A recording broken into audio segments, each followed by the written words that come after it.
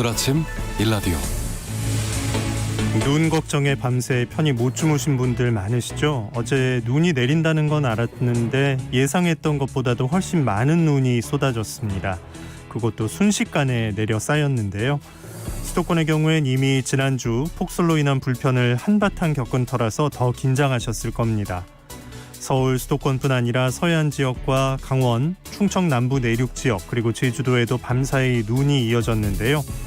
길었던 한파 또 연이은 폭설에 농작물 관리, 양식장 관리에도 비상이 걸렸습니다. 모쪼록 빠른 대처로 큰 피해 없었으면 하는 바람이고요. 아무리 급한 작업이 있어도 안전한 상황에서만 진행하시기를 당부드립니다.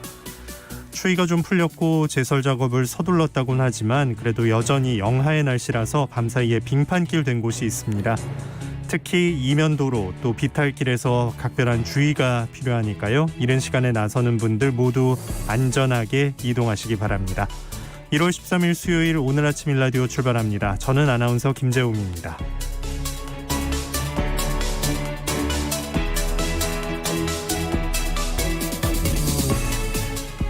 오늘처럼 도로 상황이 썩 좋지 않을 때는 가급적 대중교통을 이용하시는 게 좋을 것 같습니다. 서울 지하철은 출근 시간대 집중 배차를 평소보다 30분 늘려서 오전 7시부터 9시 반까지 적용을 하고요. 36편을 증편 운행합니다. 시내버스도 모든 노선 출근 시간 운행을 30분 연장하기로 했으니까요. 참고하셔서 안전하고 여유 있게 이동하시기 바랍니다. 오늘 아침 일라디오 여러분과 함께 만들어갑니다. 단문 50원, 장문은 100원 드는 유료 문자 샵 9730 이용하실 수 있고요. 유튜브에서 KBS 일라디오 공식 채널 검색해서 들어오시면 채팅창에 참여하실 수 있습니다. 자, 오늘도 퀴즈로 시작합니다. 세상의 모든 농수산물 퀴즈 새농퀴. 퀴즈 정답을 맞춰주신 분들 가운데 추첨을 통해서 30분께 농촌진흥청에서 제공하는 웰빙 혼합 잡곡 세트, 경기 농촌 융복합산업 인증 제품인 사과즙, 모바일 커피 교환권 등을 드리도록 하겠습니다. 힌트 잘 들어보시고요. 정답 아시는 분들은 저희 프로그램 이름 오늘 아침 일라디오 그리고 정답 같이 적어서 보내주시기 바랍니다. 자, 이번 주 새농퀴 그 세 번째 힌트 지금 나갑니다.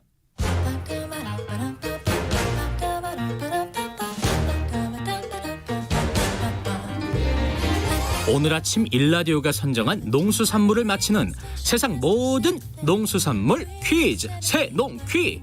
안녕하세요. 퀴즈 내는 성우 김희승입니다.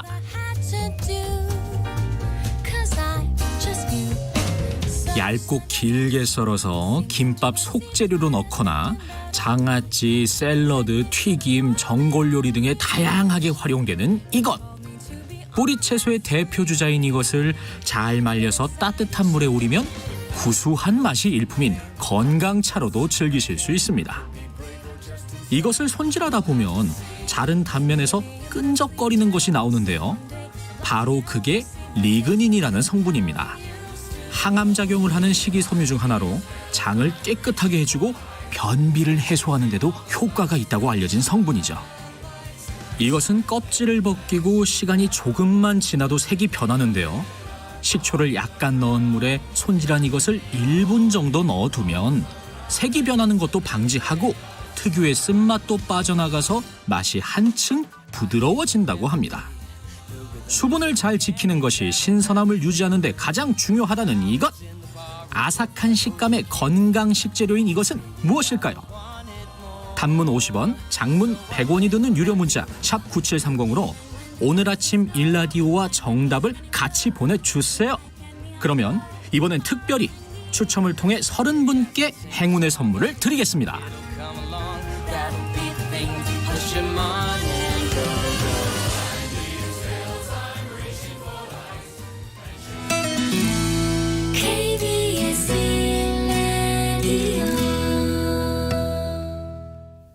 퀴즈 정답 아시는 분들은 저희 프로그램 이름과 정답을 함께 써서 보내주시기 바랍니다.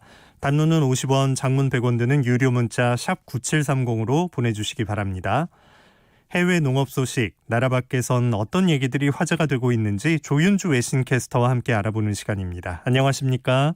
네, 안녕하세요. 네, 미국 라스베이거스에서 열리는 세계 최대 정보기술 가전 전시회 CES라는 게 있는데 올해는 네. 이제 코로나19 때문에 온라인으로 열렸죠. 네, 우리나라 대기업들도 대거 참가를 하는데 미국의 한 유명 농기계 업체는 로봇 수확기라는 걸 선보였다고요? 네, 그렇습니다. 원래는 이제 전자제품을 주로 전시하는 그런 행사죠. 행사였는데, 예. 네, 그런데 이제 요즘은 워낙 정보 기술이 발달하다 보니까 뭐 사물, 인터넷, 뭐 굉장히 다양한 로봇 이런 것까지 등장을 하고 있습니다. 이 세계적인 농기계 업체인 존 디어가 CES 2021에서 로봇 수확기인 X 시리즈를 선보였습니다. 이 로봇은 CES 혁신상도 수상했다고 하는데요. 이 농부가 로봇에 탑재된 카메라를 이용해서 곡물 탱크 내부를 직접 볼 수 있는 거라고 합니다. 이 탱크 내부의 곡물을 관찰해서 개별 알갱이까지 곡물의 상태가 어떤지 농부가 직접 모니터링할 수 있다고 하는데요. 이 농업용 로봇은 머신 투 머신 커뮤니케이션 기능도 갖추고 있고 자율주행도 가능하다고 합니다. 그래서 이번 전시회 이런 제품들 외에도 아주 다양한 로봇들이 선보일 것으로 보이는데요. 대만의 연구기관인 ITRI는 양팔 로봇 시스템을 선보이는데 휴머노이드 로봇이고요. 특별한 도구 없이도 아주 다양한 작업을 수행할 수 있는 로봇이라고 합니다. 그리고 이제 말씀하셨습니다만 올해 CES는요 전면 온라인으로 개최가 되면서 예년과 같은 대규모 전시는 볼 수가 없습니다. 게다가 중국 화해가 불참하면서 올해 참여하는 기업들이 대폭 줄어들어서 업계와 미디어 관심이 상대적으로 우리나라 삼성전자, LG전자에 많이 쏠리고 있다고 합니다. 네. 자, 이 전통적인 작물 재배 방식에 많이 익숙해져 있는데 그 면적 면에서나 좀 그 물 사용량도 좀 획기적으로 줄일 수 있는 그런 새로운 농업 방식이 존재한다고요? 네, 맞습니다. 전통적인 농장에 비해서 면적과 물 사용량을 대폭 줄여서 가축용 사료 작물을 생산하는 실내 수직 농장이 각광받고 있다고 합니다. 경제 전문지 포브스가 지난달에 보도한 내용인데요. 실내 좁은 환경에서 수직으로 작물 생육파를 배치하고 로봇, 빅데이터를 이용해서 밀싹 같은 축산용 사료 작물을 기르는 업체인 글로브 테크놀로지가 여기에 소개가 됐습니다. 이 회사는 작년 12월 달에 수직 로봇 농업 실내 플랫폼에 클라우드 기반의 기계학습 기능을 적용해서 고밀도 영양소 작물을 기르고 있다고 밝혔는데요. 이걸 위해서 아마존 웹 서비스와도 제휴를 했고 또 2016년에 뉴욕 증시에 상장되어 있는 뉴스킨 엔터프라이즈에 인수가 된 회사라고 합니다. 이 회사 사장은 전 세계적으로 대부분 봤었을 때 실내 농업은 사람들이 주로 소비하는 작물 생산에 초점이 맞춰졌는데 이 글로브 테크놀로지는 그게 아니라 동물들의 사료를 생산하는 데 초점을 맞추고 있다고 설명했습니다. 네. 기후변화, 가뭄, 음식 등 이런 것들이 물과 경작지가 점점 줄면서 키우기가 점점 힘들어졌는데 게다가 소화가 잘 되는 사료는 동물에게서 나오는 탄소가스 방출량을 줄일 수 있는 장점이 있다고 설명했습니다.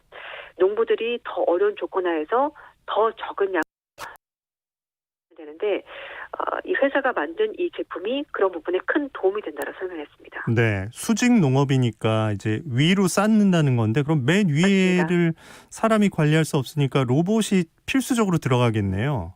네, 맞습니다. 이 회사 사장은 가장 큰 특징이 작은 면적의 땅에서 더 작은 양의 물을 가지고 사료를 생산하고 사료를 먹는 가축들은 바로 옆에서 실내 사료 상태를 두기 때문에 사료 운송 비용과 탄소 배출을 획기적으로 줄일 수 있다라고 설명했습니다. 네.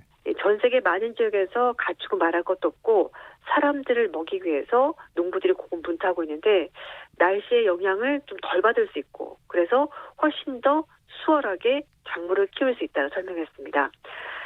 이 회사의 실내 수직 농장인 올림푸스 타워는요. 기존의 전통적인 농업 방식에 필요한 농업 용수의 5%만 가지고도 작물을 생산할 수 있다고 합니다. 주로 뭐 새싹밀이나 보리새싹 이런 것들을 생산한다고 하는데요. 로봇 씨앗에서 수확까지 첨단 기술을 사용하기 때문에 최소한의 노동력만 있으면 되고요. 게다가 무농약으로 작물을 재배할 수 있다고 합니다. 글로브는요. 실내 수직 농장 타워에서 각 생육판에 온도, 습도, 물 흐름 그리고 생장률을 포착하는 마이크로 센서가 장착이 되어 있고요.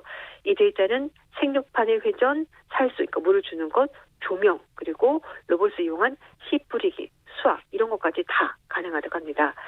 이 회사 사장은 수직 농장 타워 기술은 사물 인터넷, 클라우드, 로봇, 기계학습 조명, 스펙트럼 관리를 융합함으로써 다양한 농작물의 수확량과 영양을 극대화할 수 있다. 이렇게 설명했습니다. 이 회사 사장은 코로나19는 식량과 이 식량 안보가 우리 시대 가장 시급한 문제라는 것을 잘 보여줬다면서 세계에서 동물들에게 먹기 위해서 너무 많은 땅과 물을 사용하게 되는데 이 수직 농장 타워를 이용하게 되면 이런 부분을 상당히 많이 줄일 수 있다라고 설명했습니다. 네. 이게 위에서 물을 떨어뜨리니까 그 네. 밑까지 다 함께 쓰고 그렇죠. 우리가 들지 않는 것도 정말 큰 매력이네요. 예. 그렇습니다. 자, 영국 사례를 좀 보죠. 그 유전자 편집이라는 기술을 농산물과 가축에 적용할 수 있도록 규제를 좀 다듬는다고 하는데 네. 이게 유전자 편집이라는 게 어떤 개념이죠? 네, 유전자 편집은요, 유전자 정보를 담고 있는 DNA를 크리스퍼 유전자 가위 같은 걸 이용해서 인공적으로 잘라내는 것 또는 뭐 추가하는 것 이런 걸 말합니다. 유전자 단계에서는 동물과 식물의 특성을 바꿔서 질병을 잘 견디게 하고 더 많은 영양소를 가진 식량을 생산할 수 있는 장점이 있는데요. 반면에 유전자 변형 작물 GMO 이거 많이 들어보셨을 텐데요. 네네. GMO는 다른 생물체 유전자를 끼워 넣기 때문에 부작용이 있을 수도 있고 또 생명윤리 문제가 있는데 유전자 편집은 비교적 이런 문제에서 자유롭습니다. 유전자 편집에 대해서 영국 과학자들은 환영하고 있습니다만 동물보호단체들은 여전히 부작용이 있을 수 있기 때문에 생산성만 올리기 위해서 유전자 편집을 이용하는 것은 좀 잘못될 수 있다라면서 굉장히 걱정을 하고 있습니다. 하지만 영국 정부가 이번 달 7일부터 10주에 걸쳐서 농산물과 가축에 유전자 편집을 적용하는 것을 논의하기 위해서 전문가들의 의견을 받는다고 밝혔는데요. 유럽연합이 유전자 편집 기술은 GMO와 같은 규제를 받아야 한다고 2018년에 판결하면서 영국도 같은 규제를 받았는데 영국이 얼마 전에 브렉시트를 결정했잖아요. 이제 네. 시행에 들어갔고 그래서 유럽연합 체계로부터 벗어났기 때문에 독자적으로 규제 완화 검토가 가능해지게 된 겁니다. 유전자 편집은 한 생물의 유전자를 다른 생명체 유전자에 넣어서 새로운 종을 만드는 GMO와 달리 한 생물 자체의 유전자만으로 교정을 하기 때문에 차이가 있고요. GMO는 기존에 없었던 종인 만큼 인체 만약 이걸 이제 섭취를 한다면은 안전성에 대해서 좀 담보할 수 없는 부분이 있고 또 그래서 대다수 나라가 규제를 하고 있고요. 우리나라도 GMO 수입은 가능하지만 지금 생산은 안전성 평가를 거쳐야 하기 때문에 생산되는 GMO는 우리나라 자체적으로는 아직까지는 없습니다. 네. 대단히 그 인위적인 작업인데 그렇죠. 그래도 그 GMO보다는 유전자 편집이 낫다라고 영국은 생각하는 모양이죠. 네, 맞습니다. 영국 정부는 유전자 편집이 농산물과 축산업에서 농부와 소비자 이익을 좀 더 많이 가져올 수 있다고 밝혔는데요.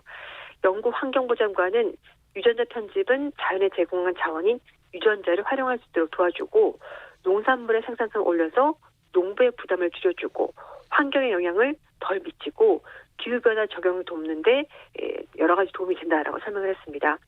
유전자 편집을 이용하면 식물이 살충제를 덜 필요로 하거나 필요한 영양분을 골라서 농도를 높여서 생산량도 늘릴 수 있다고 합니다. 뿐만 아니라 동물 같은 경우에는 감염병의 저항성을 가지게 돼서 항생제 사용을 줄일 수 있는 장점이 있습니다. 하지만 동물과 환경단체 등에서는요. 유전자 편집도 윤리적인 문제가 있다라고 지적을 하고 있습니다. 한 동물보호단체 측에서는 이익을 높이기 위한 유전자만을 골라내서 교배하는 과거사를 들면서 유전자 편집도 같은 방식으로 이용되면 결국 동물에게 해로울 수 있다 이렇게 적었습니다. 그리고 성장을 촉진하기 위해서 교배를 통해서 개량한 육개는 다리뼈 질환이 더 많이 발견되거나 달걀을 더 많이 빠르게 낳을 수 있도록 개량한 암탉이 골다공증을 겪는 문제가 있다 이렇게 적었습니다. 또 전문가들은 동물의 질병 저항성을 높이는 방식은 집단 사육을 유도할 수 있다고 지적했는데요. 저항성이 높아져서 감염 걱정이 떨어지게 되면은 농부들이 생산성을 위해서 집단 사육을 하게 되고 그럼 결국 문제가 발생하는 거라고 반대하는 목소리도 있습니다.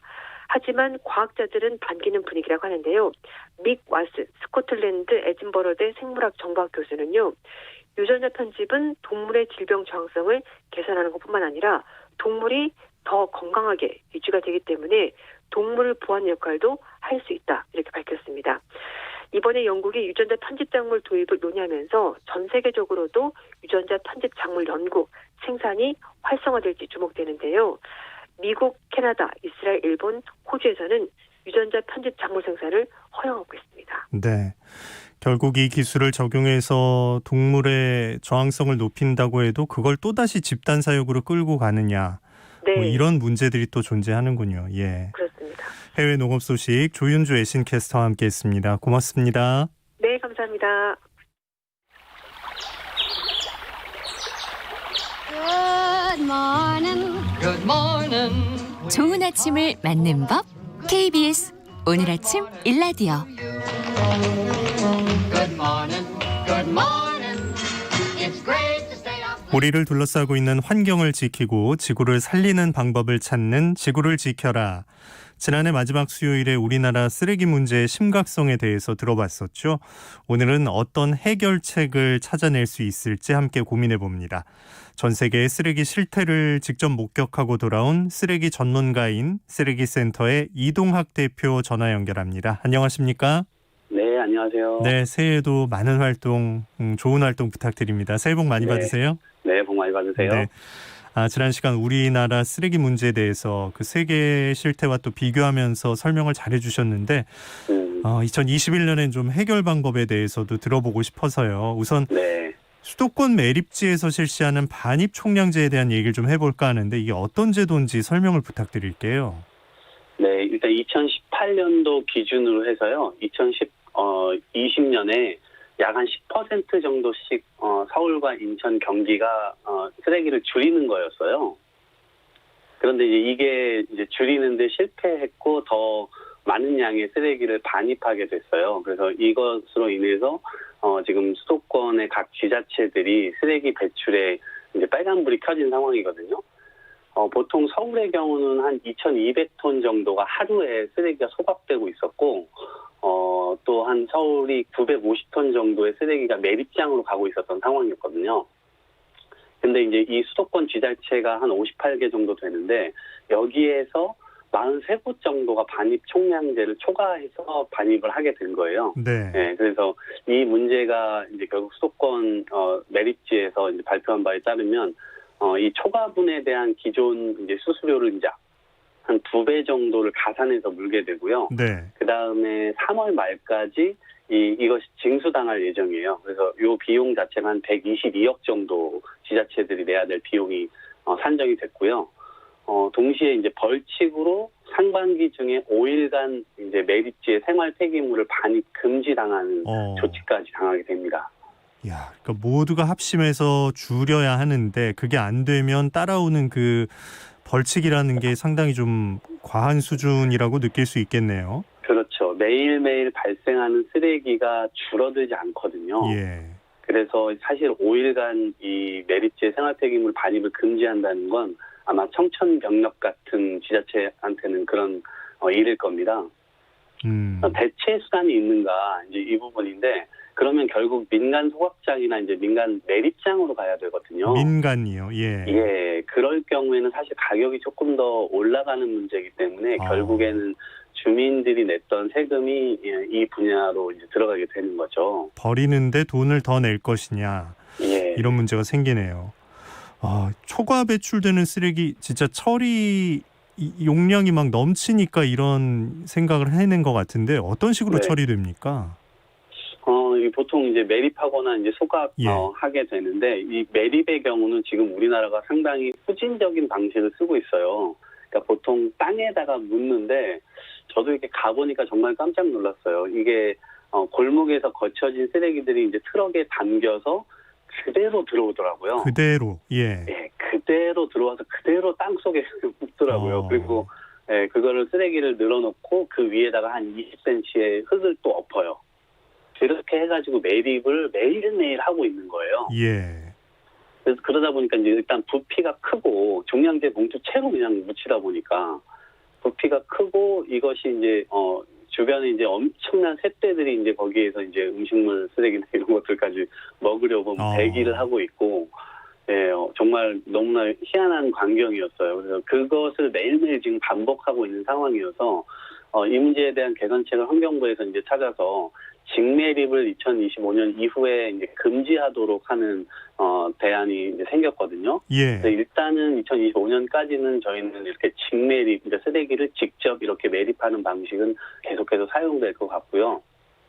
그러다 보니까 부피가 크다 보니까 결국에는 사용 양에도 굉장히 큰 부담을 주게 되는 거죠. 그래서 매립지의 기본적인 이제 생명 이런 것들이 이제 줄어들 수밖에 없는 상황이고요. 네. 네. 내가 그냥 살고 있었는데 이 지역에 이제 매립지가 생겨서 차들이 끊임없이 들어오는 걸 보면 이 참 마음이 복잡할 것 같은데 네.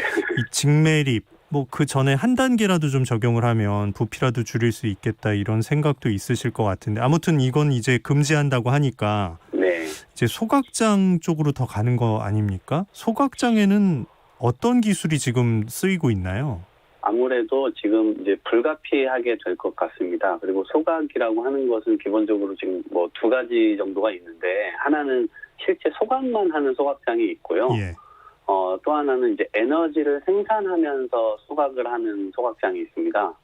최근에 만들어지고 있는 추세는 열병합 발전소라고 해서 이 에너지를 만들어내고 열과 난방을 지역 주민들과 혹은 그 건물에 그대로 대입해서 쓰면서 재생에너지를 생산하면서 쓰레기를 소각하는 기술들이 이제 많이 나와서 네. 그것이 이제 보편적으로 설치되고 있는 상황이에요.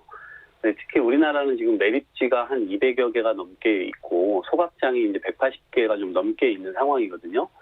이제 그러다 보니까 처리 비용이 기존에 나오는 쓰레기를 처리할 수 없는 정도의 시설에 이제 굉장히 조악하게 있기 때문에 처리 비용이 해마다 상승하는 문제가 있습니다. 예.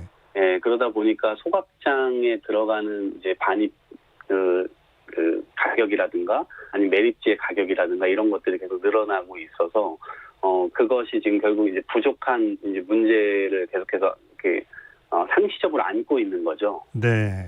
네, 그래서 소각 시설이라고 하는 것은 계속해서 확장돼야 된다, 더 많아져야 된다라고 하는 당위성이 있지만 주민들의 이제 반대나 이제 여러 가지 그런 부분들 때문에 확 늘어날 수 없는 또 현실적 한계도 갖고 있습니다. 예. 그러니까 뭔가 그 난방 같은 혜택을 준다고 해도 좀 꺼려지는 건 분명히 그 뭔가 유해 물질이 나올까 봐 이런 걱정이 좀 앞설 것 같은데 이 부분은 네네. 기술적으로는 어느 수준에 와 있나요? 사실은 기술적으로는 우리나라의 소각장들이 잘 운영이 되고 있는 것 같은데요. 문제는 이제 뭐냐면 그 다이옥신이라든가 뭐 이런 것들 때문에 이제 유해가스가 나와서 우리 인체에 이게 들어오지 않나 이런 우려들을 많이 하실 것 같아요. 예. 그런데 그 기준치 우리가 법적으로 이것이 해가 될 것이다라고 정해놓은 그 기준치보다 10분의 1에서 약 한 100분의 1까지도 그 유해가스나 이런 것들은 이제 차단이 되는 것으로 나옵니다. 그래서 이것을 한 번 이렇게 체크를 하는 것은 아니고요. 이게 분기별로 이렇게 해가지고 체크를 딱 합니다. 그래서 그때 포집되는 유해가스나 이런 것들을 다 붙잡아내서 그거를 이제 그 성능 검사를 하는 거거든요. 그리고 굴뚝에 실제 TMS라고 해서 설치가 되어 있고 실시간으로 환경부에 다 보고가 되게 돼 있어요. 예, 그래서 사실은 기술적으로는 이제 이 유해가스 문제라든가 이런 것들은 다 그 처리가 되는 상태고, 다만 이제 주민분들께서 이제 믿을 수 없는 여러 가지 이제 일들도 실제로 현장에서 벌어지고 있는 경우들도 있습니다. 예를 들면 방금 말씀드린 대로 TMS가 고장났다든가 이렇게 시민들이 볼 수 있게 전광판에다가 이걸 표시를 해줘야 되는데 그게 망가졌는데도 그냥 고치지 않고 있는다든가, 여러 가지 이제 주민들이 실제 그걸 확인하고 싶은데 확인할 수 없다든가, 약간 불투명하게 소각장이 운영되는 사례들도 좀 있는 것 같아서, 차제는 만약에 이제 소각시설을 어째서 불가피하게 지을 수밖에 없는 상황이라면 주민분들이 믿을 수 있을 만한 여러 가지 장치들이 제도적으로 보완돼야 될 것 같아요. 네, 그런 부분들이 좀 앞으로 개선이 돼 나가면 좋겠다는 생각이 듭니다. 조금이라도 미심쩍으면 이제 확 신뢰가 떨어지니까 완전히 투명하게 그 정보를 계속 공개해야겠네요. 예. 그렇죠. 매우 중요한 문제입니다. 쓰레기 소각장을 비교적 잘 운영하는 다른 나라에서는 그 주민들과 관계를 어떻게 풀어가고 있나요? 주로 이제 소각장이 잘 운영되고 있는 곳들은 유럽이나 일본입니다. 그래서 특히 일본 우리 이웃 나라지만 정말 많은 소각장들이 도심 한가운데에 쭉 있습니다. 예, 그래서 거기가 아이들이 환경 소풍을 가기도 하고요. 그래서 환경 교육을 받는 공간이기도 하고, 지역 주민들이 옥상에서 옥상 텃밭을 운영하기도 하고요.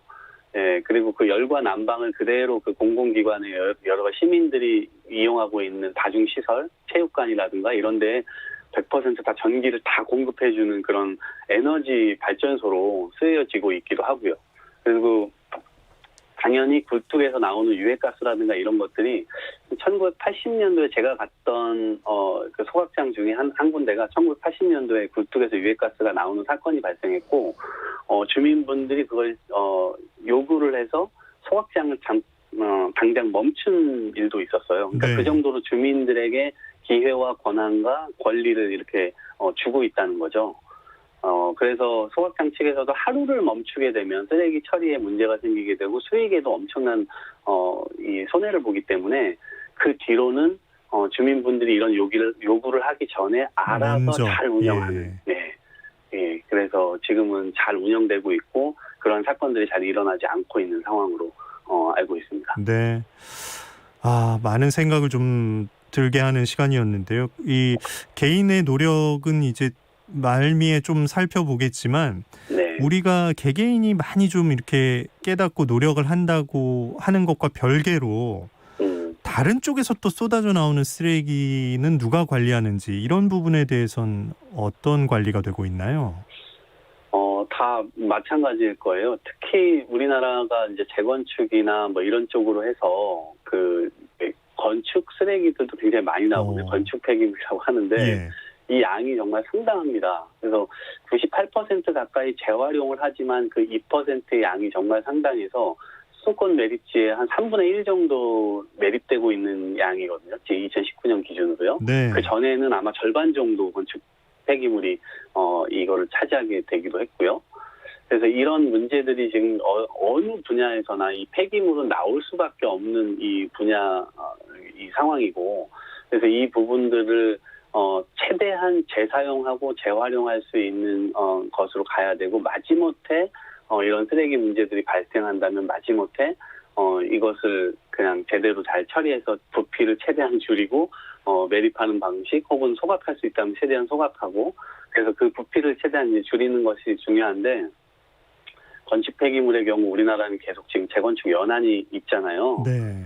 예, 그래서 건물이 30년, 40년마다 부시고 다시 져야 되고 이런 상황이어서 지금 우리나라 도시들이 생겨나고 지금 이제 막 또 그래야 되는 상황들이 계속 이제 앞으로 펼쳐지게 될 건데, 요거에 대한 대안으로 계속해서 이제 순환 골재를 쓴다든가 시멘트를 다시 부셔가지고 그걸 다시 사용하게 한다든가 이제 여러 가지 대안들이 계속 모색되고 있기 때문에 요것은 조금 더 고도화되게 되면 그런 부분들은 좀 처리를 할 수 있지 않을까 이런 생각도 들고요. 예. 그렇지만 어쨌든 나오는 양이 정말 막대해서 정말 문제는 문제라고 생각이 됩니다. 네. 그 대안 기술도 네. 좀 기대를 해보면서 그 버릴 때 비용 부담 같은 것도 좀 확실하게 지게 하는 것도 필요하겠네요. 예. 네, 그렇습니다. 네. 자, 이 청취자들이 쓰레기에 대해서 지금 얘기를 들으면서 많이 생각들을 하실 것 같은데, 일상에서 실천할 가장 좋은 방법들에 대해서 끝으로 좀 말씀 부탁드릴게요. 아마 문제의식을 지금 느끼시는 분이라면 정말 쉽지 않는 실태지만 개인이 일회용을 적게 쓰려고 노력하는 것이 굉장히 중요할 것 같아요. 네. 사실은 이 문제는 개개인들이 쓰레기를 버려서 엄청난 쓰레기 문제를 이렇게 만들어낸 건데, 이 해결책은 개개인이 노력한다고 해서 또 해결책이 또 쉽게 되지 않아요. 그래서 개인의 노력이 말씀드린 대로 일회용을 적게 쓰는 것하고, 두 번째는 동료들에게 문제의식을 확산시키는 역할이 굉장히 중요할 것 같아요. 그래서 결국 여론을 만들고 그 여론을 통해서 이 상품을 만들어내는 기업, 그러니까 애초에 쓰레기가 되는 그 순간까지 고려해서 기업들이 상품을 만들어내는 것이 필요하고, 네. 그다음에 정책 담당자들도 그런 부분들을 잘 보완하고 인센티브를 잘 마련할 수 있는 여론이 만들어져야 이 변화가 시작될 수 있는 거거든요. 그래서 개개인들이 할 수 있는 역할, 여론을 정말 적극적으로 만들어야 된다. 네, 이런 생각이 좀 듭니다. 네. 나부터 시작해서 주위에도 좀 영향을 미쳐서 결국에는 기업과 정부에서도 이런 식으로 해서는 안 되겠다까지 만들어내는 게 우리 개인들이 출발해서 이제 만들어내야 하는 과제로군요. 예, 지구를 지켜라 쓰레기센터 이동학 대표와 이야기 나눴습니다. 오늘 좋은 말씀 고맙습니다. 네, 고맙습니다. 네.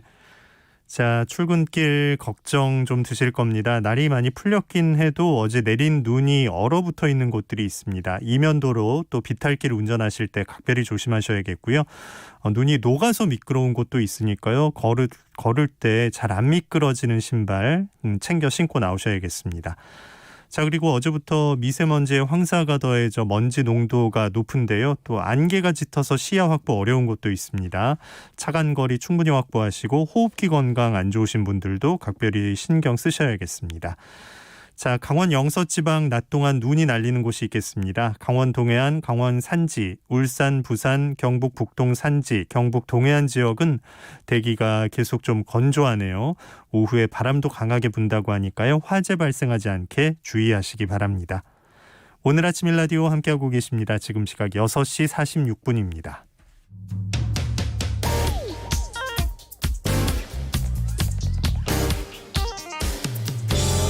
오늘 아침 뉴스 브리핑. 팩트체크 미디어 뉴스톱의 김준일 기자와 함께합니다. 안녕하십니까? 예, 안녕하세요. 네, 우리 정부가 미국 노바백스 백신이란 걸 조만간 구매 계약할 것으로 알려지고 있죠? 예, 정세균 국무총리는 어제 코로나19 중앙재난안전대책본부 회의에서 정부는 또 다른 플랫폼의 백신을 추가 도입하려는 노력을 해왔고 최근 상당한 진전이 있었다. 구체적인 내용은 계약 확정 후 국민께 소상히 보고드리겠다라고 밝혔는데요. 정부는 지금까지 5,600만 명의 백신을 계약을 했습니다. 제조사별로 보면은 화이자 1,000만 명, 모더나 2,000만 명, 아스트라제네카 1,000만 명, 얀센 600만 명분이었고 다국적 백신 기구인 코백스 퍼실리티는 어느 백신인지 확인이 지금까지 안 됐는데 어제 확인 결과 화이자 1,000만 명분인 것으로 확인됐습니다. 그래서 화이자는 총 2,000만 명분이 됐고요. 여기에 신규 계약인 노바백스 1,000만 명분이 추가가 되는 겁니다. 그래서 정부 여당은 지금까지 인구수의 120%에 해당되는 백신 물량을 확보하겠다고 밝혀왔는데 노바백스하고 화이자 추가분이 최종 계약이 되면은 인구수 127% 백신 물량을 확보하게 됩니다. 한편 어제 0시 기준 코로나19 확진자는 전날보다 86명 증가한 537명으로 이틀 연속 400명, 500명대를 기록했습니다. 네. 자, 경기 남양주 또 경남 고성의 가금농장에서는 고병원성 조류인플루엔자 확진 소식이 전해졌어요. 예, 조류인플루엔자 중앙사고수습본부는 전날 조류인플루엔자 항원이 검출된 경기 남양주, 경남 고성 두 농장에 대해 정밀 검사를 시행한 결과 고병원성이 확인됐다고 밝혔는데요. 이로써 국내 가금농장과 체험농원 모두 53곳에서 고병원성 조류인플루엔자가 발생을 했습니다. 중수부는 발생지 반경 3km 내 농장에서 사육하는 가금을 예방적 살처분했고 반경 10km 내 가금 농장은 30일 동안 이동을 제한하면서 일제 검사를 실시할 예정입니다. 그리고 남양주와 고성의 모든 가금 농장은 7일간 이동이 제한됩니다. 한편 경북 문경시 농안면 한 산란계 농장에서도 조류인플루엔자 항원이 검출돼 경북도가 비상조치에 들어갔는데요. 정밀 검사 결과는 이틀 뒤에 나올 것으로 보입니다. 경북도는 사람과 차의 출입을 통제하고 가금 농장 7곳 42만 8천 마리 점검에 들어갔습니다. 네. 자, 가습기 살균제를 제조 판매한 혐의로 재판에 넘겨진 애경산업 또 SK케미컬 관계자들이 1심에서 무죄를 선고받았죠. 예, 서울중앙지법은 어제 업무상 과실치사 혐의로 기소된 홍지호 전 SK케미컬 대표, 안용찬 전 애경산업 대표에게 무죄를 선고를 했고요. 관련 임직원들 총 11명에게도 각각 무죄를 선고를 했습니다. 이들은 2002년부터 2011년까지 CMIT 혹은 MIT 등을 원료로 만든 가습기 메이트를 제조 판매하는 과정에서 안정성을 검증하지 않아 인명피해를 냈다는 혐의로 기소가 됐는데요. 네. 재판부는 CMIT 혹은 MIT의 이 살균제 사용과 폐 질환 발생에 인과관계를 인정할 증거가 없다라고 밝히면서 무죄를 선고를 했습니다. 그 이후에 이제 2018년 이후에 굉장히 많은 그 연구가 있었지만은 이런 것들을 좀 인정하기 힘들다라는 게 이제 재판부의 취지였어요. 그래서 기존에 이제 옥시 같은 경우에는 성분이 다른 거를 썼는데 그거는 인과관계가 인정이 돼서 유죄를 받았거든요. 네. 그래서 이번 같은 경우에는 약간 이제 논란이 되고 있고 피해자들이 내 몸이 증거다. 지금 뭐 이 산소호흡기를 꽂고 계신 분이 내 몸이 증거다라고 하면서 크게 반발을 하고 있는 상황이고 검찰도 항소를 한다는 계획입니다. 네. 자, 이 일터에서 안전 보건 조치 의무를 지키지 않아서 사망 사고가 발생했을 때 최대 징역 10년 6월 선고할 수 있게 양형 기준을 바꿨다고요? 예, 대법원 양형위원회는 어제 전체 회의를 열고 산업안전법 위반 범죄 양형 기준을 수정하는 의결을 했는데요. 안전보건조치 의무 위반으로 노동자가 사망한 경우 기본적으로 징역이 기존에는 징역 1년에서 2년 6개월이었는데 기존에는 6개월에서 1년 6개월인데 이거를 징역 1년에서 2년 6개월로 1년 가까이 늘렸습니다. 네. 그리고 가중력은 7개월에서 3년 6개월로 일이었는데 징역 2년에서 5년으로 늘렸고요.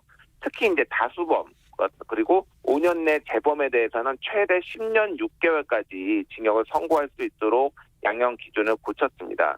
그래서 이 양형 기준안은 관련 단체의 의견 조회, 공청회 등을 거쳐 오는 3월에 최종 의결될 예정인데 양형 기준은 구속력은 없지만 재판부가 보통 이 양형 기준 안에서 형량을 결정하기 때문에 이게 만약에 3월에 통과가 된다라면은 산업 안전과 관련된 노동자 사망 사건에 있어서 굉장히 강한 처벌이 형량이 나올 것으로 예상이 됩니다. 네. 자, 월성원전의 삼중수소 유출 논란 이게 지금 정치권으로 번지고 있어요. 예. 일단 좀 과정을 말씀드리면은 삼중수소라는 게 방사성 물질이에요. 2019년 4월에 월성 3호기 지하 배수로에서 삼중수소 72만 3,100크렐이 검출이 됐는데 원전 배출수 기준이 4만 베크렐이니까 17배 넘는 방사성 물질이 이 안에서 지하 배수로에서 나온 거죠. 환경단체에서는 원전 내부에서 다른 곳에서 이게 유출됐다, 세습 가능성이 있다라고 지금 제기를 한 상황이고 다만 한국수력원자력은 특정 지점에서 일시적으로 검출된 거고 관리 기준치가 없어 현재로서는 법적 문제는 없다라고 해명을 한 상태입니다. 그리고 삼중수소가 검출된 물은 바로 회수해서 배출을 했고 안전에도 이상이 없다라는 상황인데 환경단체는 이거에 대해서 전수조사를 하자 관련 지역에서 그래서 외부의 지하수, 우물 이런 데서도 나올 수 있기 때문에 전수조사를 하자라고 지금 제안을 해놓은 상태인데 여기에 이제 정치권이 합세를 한 거죠. 그래서 여당 같은 경우에는 월성원전 1호기 관련해서 지금 감사가 있었고 검찰 수사가 있는데 이게 제대로 지금 이루어지고 있는 것이냐 안전성을 확보를 해야 된다라고 하면서 국회 조사 또 검토를 해야 된다 민주당 차원에서 이런 얘기가 나오고 있고 국민의힘에서는 여당이 위험을 과장하고 있다 그리고 검찰의 원전 수사 물타기다라고 지금 반박을 하고 있는 상황이어서 좀 지켜봐야 될 것 같습니다. 네. 자, 일본 측량선이 우리 바다 쪽으로 와서 우리 해경이 출동한 일이 있었어요. 예. 지난 11일부터 제주 동남쪽 해상 한일간 중간 수역에서 대치를 하고 있는데 일본의 측량선 소요가 11일 오전 3시부터 제주 동남쪽 126km, 일본 행정구역상으로는 나가사키현 고토열도 남서쪽 메시마 섬에서 139km 떨어진 곳에서 탐사 활동을 벌였는데 여기에는 우리 한국의 배타적 경제 수역이다라고 해서 한국 해경이 퇴거를 요구했지만은 일본 측에서는 자국의 배타적 경제 수역에서의 정당한 활동이다라고 측량을 이어가겠다라고 좀 맞서고 있는 상황인데 이게 왜 벌어지냐면은 보통 그러니까 유엔 해양법상 영해기선으로 200캐리를 배타적 경제 수역으로 보고 있는데 한국하고 일본의 그 바다의 거리가 다 합쳐도 400캐리가 되지 않아요. 네. 그래서 일본에서 보기에 자국의 경제 수역인 곳과 한국에서 보기에 경제 수역인 곳이 겹치는 곳이 있거든요. 이곳에서 지금 종종 이제 충돌이 벌어지고 있는 상황인데 최근에 이제 대법원의 위안부 배상 판결까지 이어지면서 일본이 고의로 지금 하는 것이 아니냐 이런 얘기까지 나오고 있는 상황입니다. 예. 뉴스브리핑 팩트체크 미디어 뉴스톱의 김준일 기자와 함께했습니다. 고맙습니다. 예, 감사합니다. 자, 문자 좀 소개해드리겠습니다. 9909님. 아내가 일을 그만두었다가 10년 만에 첫 출근을 이제 하시는군요. 그래서 지금 몰래 도시락을 싸고 계신다고. 자동차 와이퍼도 새로 교체해두고 기름도 가득 채웠습니다. 아내의 새 출발을 응원합니다 하셨네요. 정말 멋지십니다. 자, 3012님은 눈이 많이 왔네요. 출근길 조금 걱정됩니다. 조심하는 하루 보냈으면 합니다 라고 해주셨고요. 1533님은 벌써 새벽 출근해서 근무 중입니다. 동료들에게도 들어보라고 KBS 라디오 앱 콩 깔아줬어요. 알찬 정보 잘 듣고 있습니다 라고 하셨습니다. 아유, 고맙습니다. 자, 하나 더 보죠. 3282님이 코로나19로 인한 쓰레기 대란 정말 심각하네요. 줄일 수 있는 방법 찾아야 합니다 하셨습니다. 고민하면 방법이 나오겠죠. 예. 자, 오늘 아침 일라디오 여기까지입니다. 아나운서 김재웅이었습니다. 내일 아침 이 시간에 다시 오겠습니다. 고맙습니다.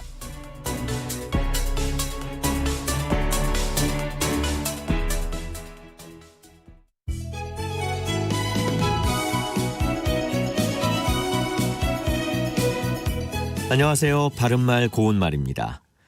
오늘은 지난주에 우리말 겨루기